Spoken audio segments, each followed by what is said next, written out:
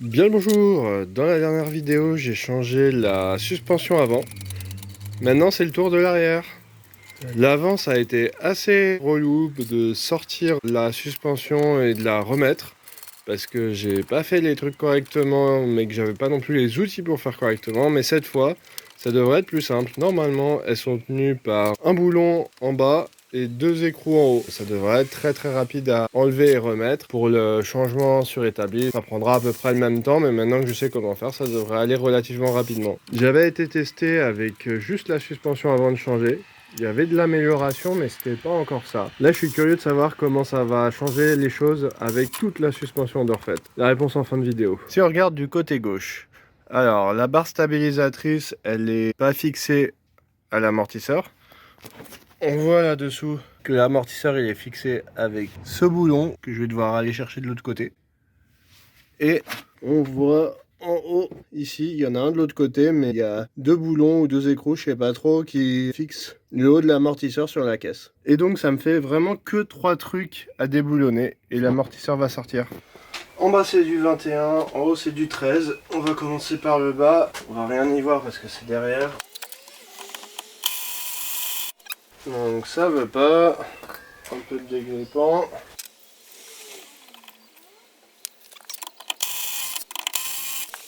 Elle vient, mais difficilement.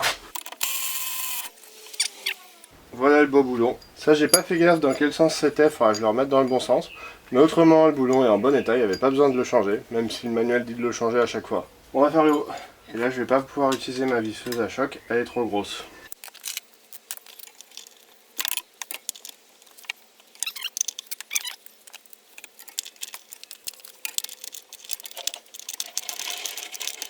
Encore une fois, ce qu'il me faudra, c'est une visseuse électrique. J'en ai commandé une hier soir, mais elle sera pas là aujourd'hui. Donc on va terminer à la main. C'est ce genre de petite galère qui me fera d'autant plus apprécier d'avoir des outils électriques, parce que sans ça, c'est la galère.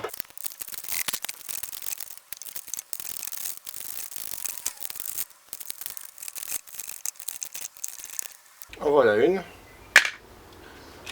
Bon, et pour l'autre, je vais quand même regarder si je peux pas utiliser des extensions pour faire arriver ma clé en dessous.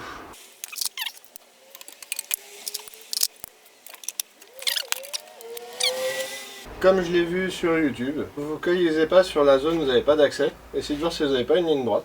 Là j'ai une ligne droite, en tout cas pour l'avant, et je peux mettre ma clé en dessous. Plutôt que de mettre la clé, autant mettre la visseuse, ça ira beaucoup plus vite. Bah, c'est beaucoup plus rapide comme ça. J'avais pas fait gaffe avant, mais là vous voyez, il y a les deux câbles en fait qui sont fixés à l'arrière de l'amortisseur.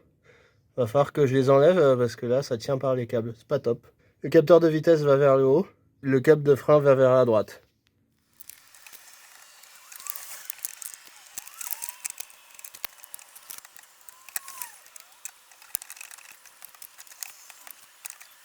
J'ai réussi à avoir le câble de frein, mais le câble du capteur de vitesse il est bien bloqué. Avec un outil ça va mieux. J'ai enlevé les gants pour la dextérité. Et là, il devrait pouvoir sortir.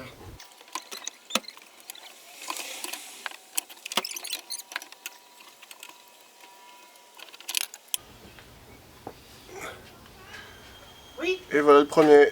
Je vais commencer par les câbles. Vous les voyez ici, là. Le gros, c'est le câble de frein qui va vers la gauche. Et le petit, c'est le câble du capteur de vitesse qui va vers le haut.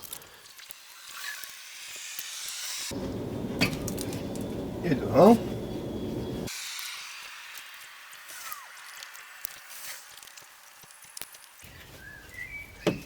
Et de deux. J'ai failli me tromper de boulon, c'est pas celui-là, c'est celui qui est là derrière. Là, si je regarde, il y a la grande face plate là qui est en travers ici. Je suis pas sûr que ça ait vraiment une incidence. Il y a un bout arrondi au bout là. Bon, on verra, je regarderai d'autres vidéos.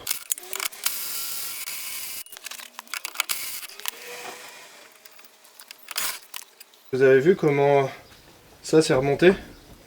Bah du coup c'est pour ça que ça va être un peu galère à remettre, il faudra que j'arrive à ajuster. Donc là je parlais de côté plat. En fait, quand on regarde à l'avant, c'est juste un triangle de ce côté-là. Bizarre, mais là du coup il n'y a pas de sens.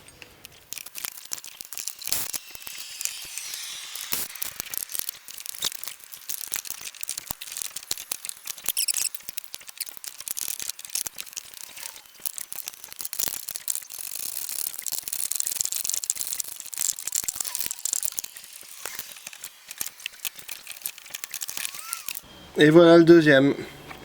Donc j'avais pas fait gaffe avant.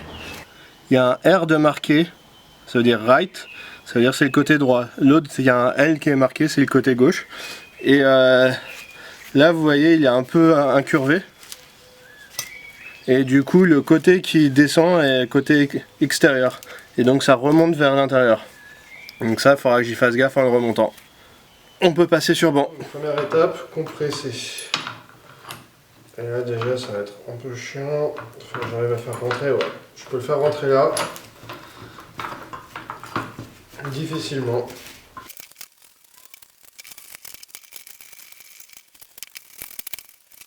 Déjà là je vois que ce ressort il n'est pas en super état. La peinture s'en va. En dessous ça n'a pas l'air d'être abîmé, mais bon. Il faudra quand même prévoir de le changer un jour ou l'autre. Ce qui n'était pas prévu aujourd'hui. Donc pour le moment je vais remettre celui-là. Mais j'y penserai bientôt. Hop. Et ça rentre tout juste. Voilà, donc les goupilles sont bien mis, on peut serrer.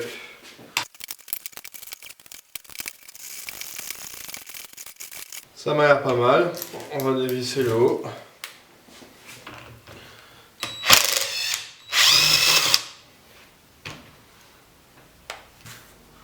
Bon bah c'est venu toute seule, j'ai même pas eu à m'embêter pour démonter ça. Donc, l'écrou, j'en ai un nouveau. Une petite rondelle. Hop. Je la mets comme ça. Une partie en caoutchouc. Hop. Ensuite, on a tout ça, c'est ensemble. Il va falloir que je le démonte, je pense. Hop.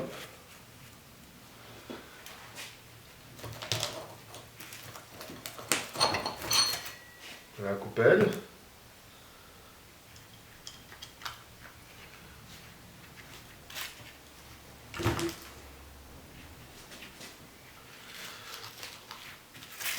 Les maquets qui bloquent.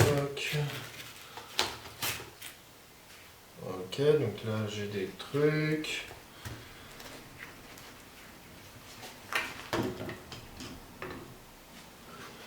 Donc là j'ai une petite rondelle aussi.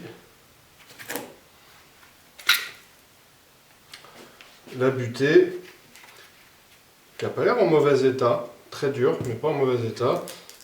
Et l'amortisseur.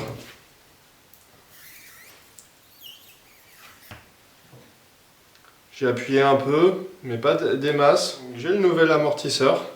Je ne l'avais pas dit sur la vidéo d'avant, mais c'est des Bilstein B4. C'est des pièces qui sont en remplacement de l'origine. Ça ne modifie pas les caractéristiques de la suspension.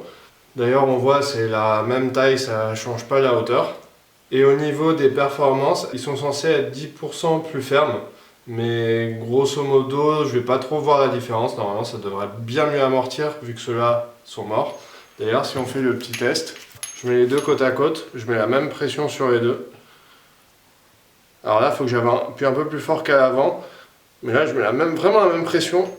Et celui qui est vieux, je peux l'enfoncer tout seul. Ce qui veut dire qu'il est mort. Vraiment mort. L'autre, si je veux l'enfoncer, il faut vraiment que je mette beaucoup plus de poids. Et même comme ça, j'ai du mal.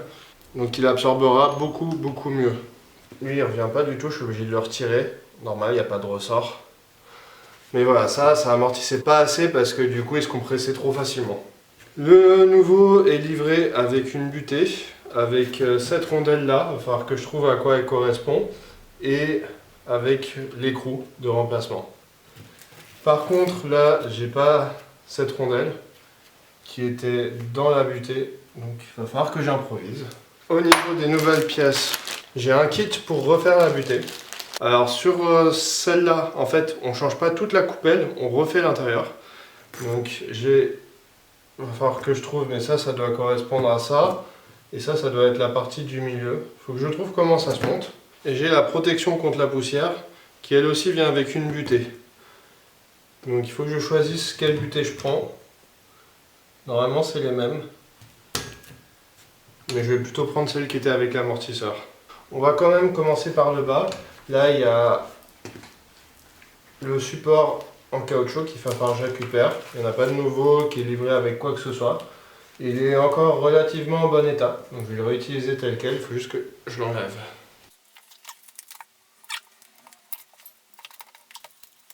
Je vais le nettoyer un peu. C'est juste histoire d'enlever la poussière, hein. Donc lui il est un peu craquelé ici. Honnêtement j'aurais bien aimé le changer. Malheureusement j'ai pas de rab, ça faisait pas partie des pièces qu'on pouvait commander sur Yakaway. Si je veux le commander il faut que j'aille sur un site spécial BMW ou Mini. Donc pour le moment on va le remettre.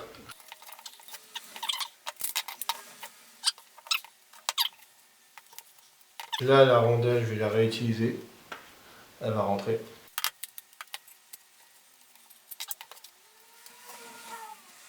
Donc la butée qui est fournie avec l'amortisseur ne permet pas de faire rentrer la rondelle. Du coup je vais plutôt utiliser celle qui est mise avec le cache-poussière.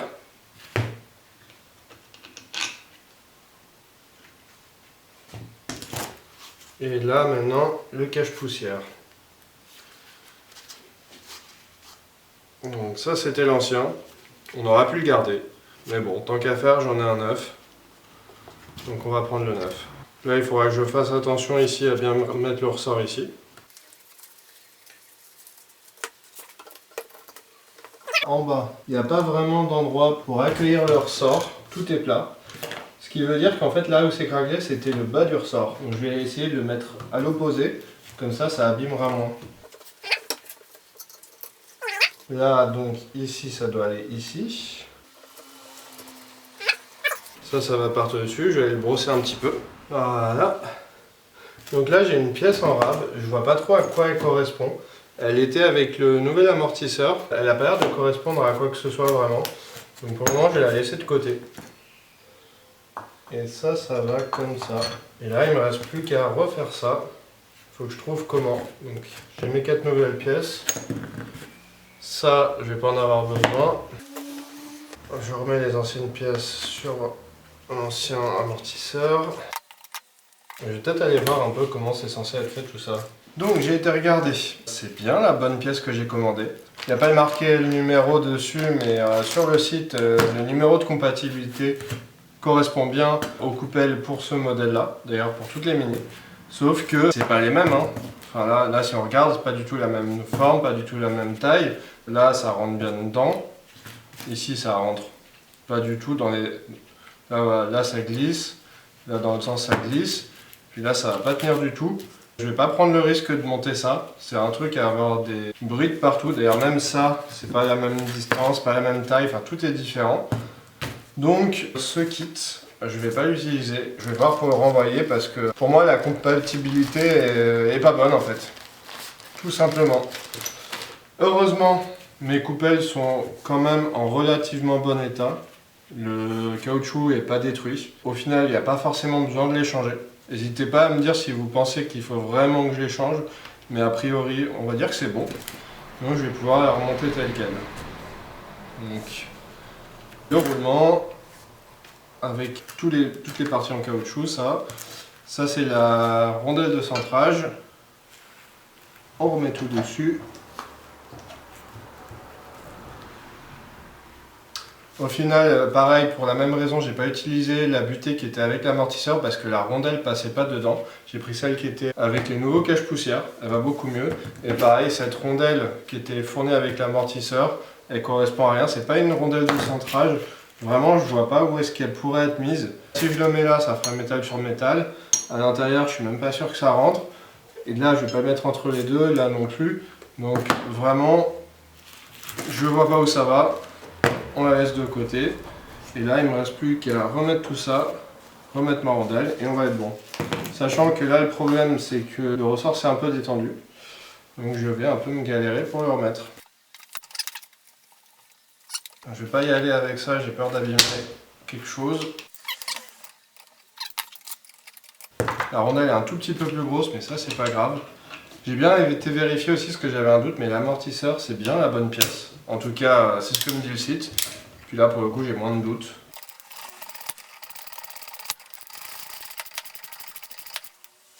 C'est bien mis. Ça se voit pas à la caméra, mais ici le ressort est bien jusqu'au bout. Donc ça c'est cool. En bas, on avait juste dit pas à l'endroit où c'est craquelé. On est bon.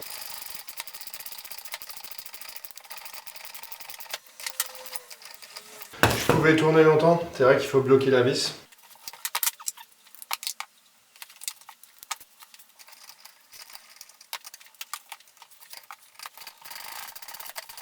Là on voit que ça comprime le ressort, hein, ce qui est tout à fait normal. Vu que là la partie là s'était détendue. Ça recomprime.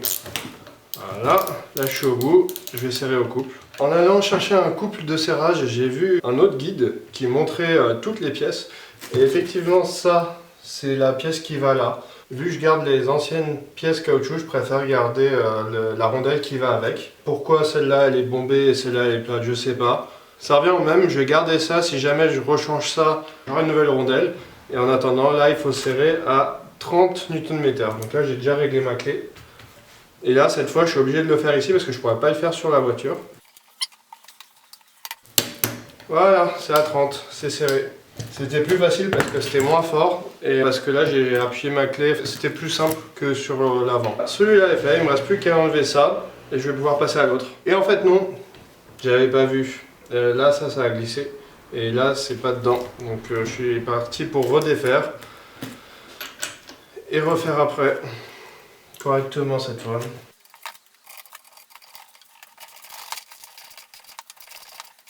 C'est marrant d'ailleurs parce que juste en desserrant ça s'est remis comme il faut. Je vais essayer de le bouger un tout petit peu plus. On va voir que ça aille. Je vais essayer de le tenir en resserrant.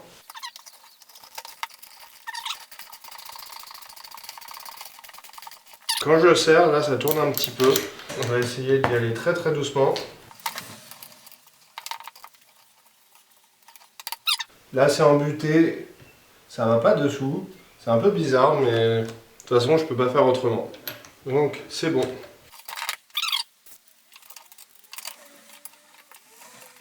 Bon là j'ai un petit problème, c'est que j'ai pas fait gaffe. Mais là ça va pas en face. Normalement j'ai des extensions un peu flexibles, ça devrait suffire. Bah, pour une fois je peux les utiliser ça, parce que c'est vrai que s'il y a trop d'angles ça marche pas très bien, mais avec un tout petit peu d'angle comme ça marche plutôt pas mal.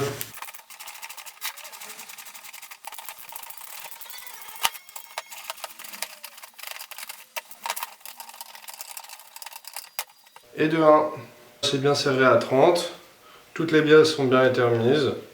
Honnêtement, ça j'aurais pu le garder. Je ne savais pas l'état avant de démonter, mais que ce soit la butée ou le cache-poussière, les deux me paraissent bons. Dans le doute, autant les changer vu que j'ai acheté les pièces. Et ça par contre, ça va retourner à l'envoyeur. On passe au deuxième. Le même problème. Si on regarde ça, c'est avec le cache-poussière, ça c'est celui qui venait avec l'amortisseur. En fait, le centre ici est pas assez gros, j'ai l'impression qu'il a mal été machiné.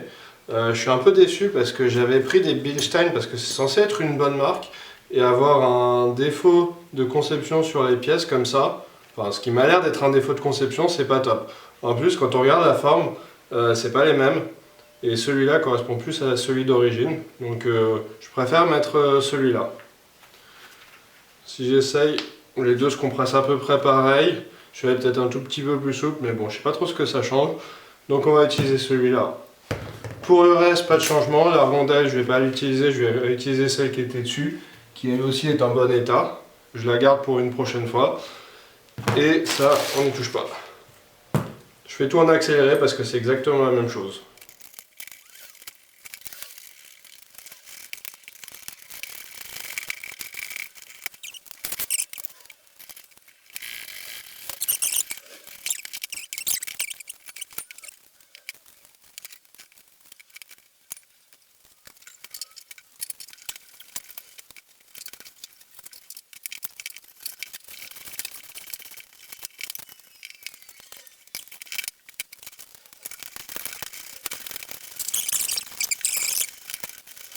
Et de deux, ça s'est passé exactement pareil. J'en ai profité pour revérifier quand même si jamais je pouvais monter ces pièces. Alors effectivement, on peut les monter en les mettant dessus, ça passe. Ça fait quand même pas la même hauteur. Je préfère les renvoyer et laisser celle-là. Maintenant que c'est fait, je vais pouvoir aller remonter ça sur la voiture. On est reparti pour le remontage. Alors normalement ces boulons-là, il faut les changer. J'avais regardé pour changer tout, il y en a pour 86 €. Ça me paraissait beaucoup, ils sont en bon état, franchement je vois pas de raison de les changer. Surtout que j'essaye de pas trop dépenser non plus sur la voiture, sinon je vais finir par y mettre plus d'argent que son prix total.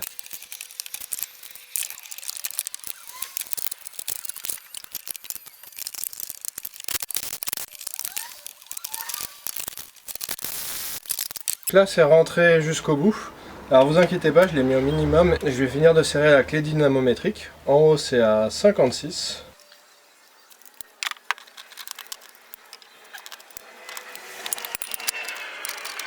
Et comme vous pouvez le voir, j'avais encore à serrer. Je m'étais arrêté avant de vraiment buter.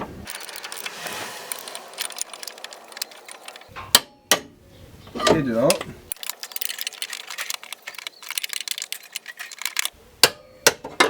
Et de 2. Avant d'oublier, on va remettre les câbles.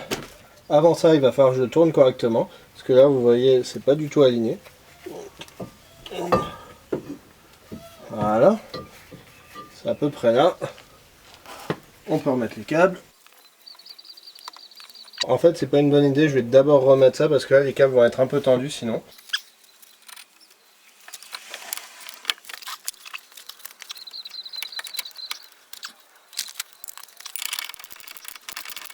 Ça a l'air d'être dedans. On va accélérer un peu les choses. Ensuite, on serre celle-là, c'est assez fort. C'est à 140.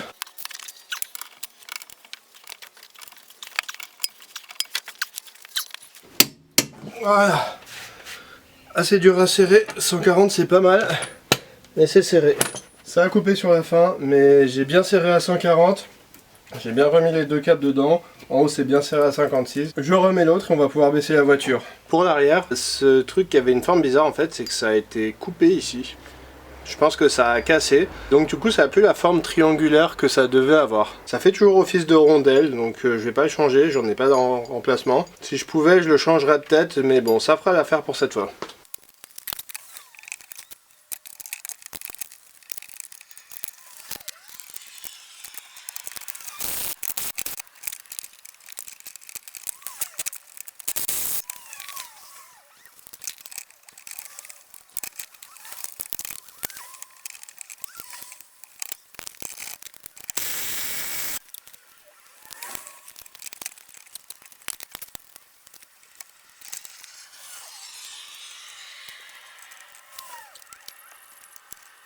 Le deuxième amortisseur à remonter, tout est mis au couple. Les deux câbles sont entrés derrière. Là, vous les voyez au milieu. Et le plus dur à remettre, au final, ça n'a pas été les écrous, ça a été le câble de vitesse, donc celui du dessus, le petit, qui voulait pas rentrer. J'ai dû un peu m'escrimer avec les outils pour arriver à le faire rentrer correctement. Mais là, si on regarde par là, il est rentré correctement, ça dépasse pas en dessous, donc c'est bon. Et vous me demandez peut-être, c'est quoi cet espace là où je peux même mettre ma lampe qui est en dessous du coffre? C'est l'espace pour la roue de secours. Je n'ai pas de roue de secours parce que la voiture vient avec un stop crevaison qu'on est censé mettre dans la roue en cas de crevaison et regonfler avec un compresseur. Sauf que le stop crevaison a expiré depuis 10 ans et le compresseur est pas là. Donc ce qui fait qu'en cas de crevaison, je suis obligé d'appeler l'assistance. Donc un de mes projets, un de ces quatre, c'est pas pressant, mais ça va être de rétrofit une roue de secours ici. Je préfère ça plutôt que de racheter un compresseur et de la mousse qui périme au bout de 4 ans. Autant avoir une roue de secours. Mais ça sera pour plus tard. Je vais finir de remettre les roues, ranger tout et aller faire un petit tour d'essai.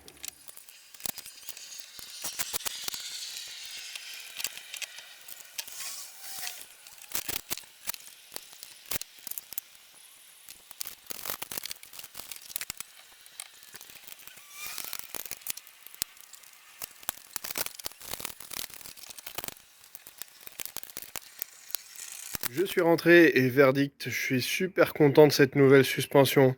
Alors, ça reste une suspension assez ferme, un peu sport, Les Bilstein que j'ai pris, c'est comme ceux d'origine, mais 10% plus ferme. Donc même hauteur, c'est pas fait pour baisser la voiture. D'ailleurs, j'ai mesuré à l'arrière, j'ai 33,5 des deux côtés. J'ai plus de différence. Avant, j'avais une petite différence entre droite et gauche. Là, c'est exactement pareil. Et surtout, quand j'avais changé juste l'avant, je sentais encore les nids de poule et les dos d'âne à l'arrière. Là, vraiment, ça amortit correctement. Donc, je les sens toujours, mais tout est amorti. La grande différence, que j'avais déjà remarqué juste en changeant l'avant, c'est qu'il y a beaucoup moins de roulis. Donc, elle tient mieux la route. Et là, vraiment, c'est un plaisir de la conduire. Avant, c'était un bateau qui tanguait dans tous les virages. Là, vu que les amortisseurs sont plus fermes, bah, ça amortit mieux et du coup, ça tangue moins dans les virages. Le dernier point, je l'avais déjà dit après avoir changé l'avant, mais c'est qu'elle va plus droit qu'avant. Avant, elle tirait un peu sur la droite, là, elle tire un peu moins. Et d'ailleurs, j'ai réservé l'alignement quand même, parce que j'ai changé la suspension, c'est une bonne chose de le fait. Quand j'ai voulu réserver, le garagiste était un peu dubitatif et m'a dit « Oh, si elle va tout droit, il n'y a même pas besoin de faire l'alignement ». Donc vu que je sais pas trop dans quel état elle était quand je l'ai eue, et qu'elle tire quand même très très légèrement à droite et que je veux être tranquille, j'ai quand même réservé un créneau, mais pour des raisons de disponibilité, ça sera dans quelques semaines, donc ça sera pas encore fait quand la vidéo sera sortie. Mais bon, vu qu'elle roule très droit et que je vais pas faire beaucoup de kilomètres, ça peut attendre quelques semaines. Donc vraiment, je suis très content d'avoir pris le temps de changer cette suspension correctement, même si ça m'a pris 12 heures au total, 8 heures à l'avant, 4 heures à l'arrière. Et ça me permet de barrer quelque chose sur ma liste. Donc là, ce que j'ai fait, c'est les protections et supports, c'est changé. Donc les amortisseurs aussi, mais je les avais pas listés parce que j'en étais pas conscient à l'époque. Quand j'ai fait mes bougies, ça a solutionné le démarrage un peu capricieux et la consommation d'essence. Le liquide de frein c'est fait. L'embrayage c'est pas fait, mais je le ferai probablement pas tout de suite. Les freins arrière, ça sera pour plus tard. Pour tout ce qui est cosmétique, pour le moment, c'est moins prioritaire. Donc je sais pas encore dans quel ordre je vais le faire. Les phares, j'ai déjà essayé. Je réessaye l'avant et que je trouve un phare arrière. Et surtout, là, il me reste un gros point important. C'est le problème de l'embrayage bruyant, mais qu'en fait, je me suis aperçu que c'était pas l'embrayage. C'était la boîte de vitesse. Et d'ailleurs, qu'est-ce qu'on a là? Une boîte de vitesse. J'en ai trouvé une d'occasion. Elle a 143 000 km. Toutes les vitesses passent. Évidemment, je peux pas tester si elle a de bruit de roulement quand elle est démontée. J'espère qu'elle va bien marcher. Normalement, elle a été testée. Je la montrerai dans une prochaine vidéo quand j'aurai le temps de m'en occuper parce que c'est un gros projet pour moi. J'espère que vous avez apprécié la vidéo. N'hésitez pas à vous abonner. Et sur ce, je vous souhaite une bonne journée. À la prochaine.